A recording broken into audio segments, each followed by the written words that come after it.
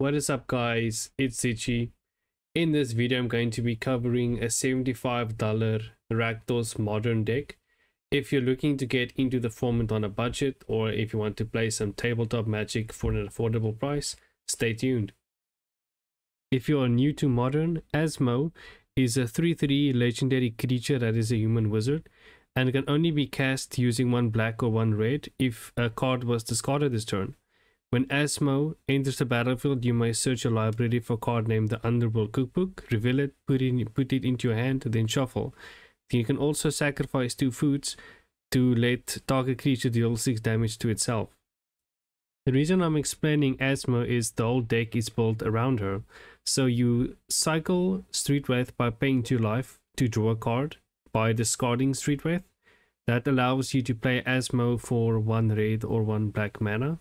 And then you tutor for the Underworld Cookbook. Then you use the Underworld Cookbook to tap and discard Oval Chase Daredevil, creating a food. And then when an artifact enters the battlefield under your control, you return Oval Chase Daredevil to your hand again. And if you have more than 1 Underworld Cookbook, you can do this more than once a turn. As you can see, you'll be using a lot of food in this deck, generated through Asmo. But another combo or synergy that I added to the deck was Cauldron Familiar and Witch's Oven. When Cauldron Familiar enters the battlefield, each opponent loses 1 life and you gain 1 life.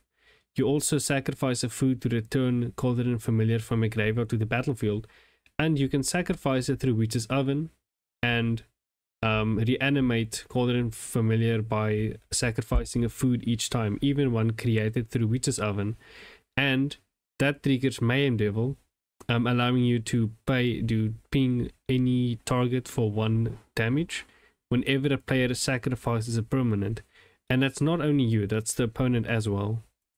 And if your opponent is still alive after 1 damage pings and life loss, we also have Brash Taunter, which acts as a kind of a win condition, especially with Asmo, dealing 6 damage to itself. And the reason you can win with this is he is a 1/1 5 mana goblin with indestructible, and he reads whenever Brash Taunter is dealt damage, it deals that much damage to target opponent.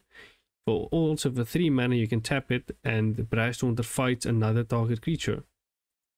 To protect your combo from removal or counter magic, I included Inquisition of Kozilek. You look at target player's hand, you choose a non-hand card from it with mana value 3 or less, and that player discards that card.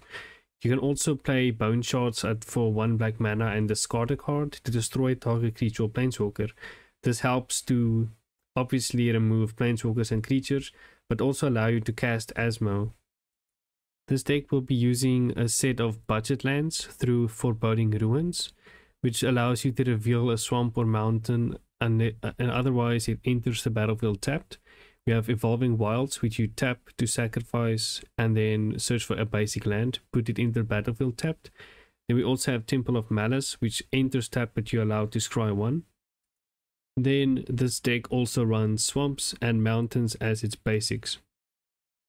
In the sideboard, we will be running Fatal Push, Lightning Bolt, Soulguide Lantern, and Stone of Eric. Also in the sideboard is Break the Ice, Feed the Swarm, and the Filigree Silex, as well as Liliana, Waker of the Dead. Unlike Asmo's full name, I tried to keep this video short and sweet. If you guys want a full list of the deck and look at the card counts, I will include that in the description of the video.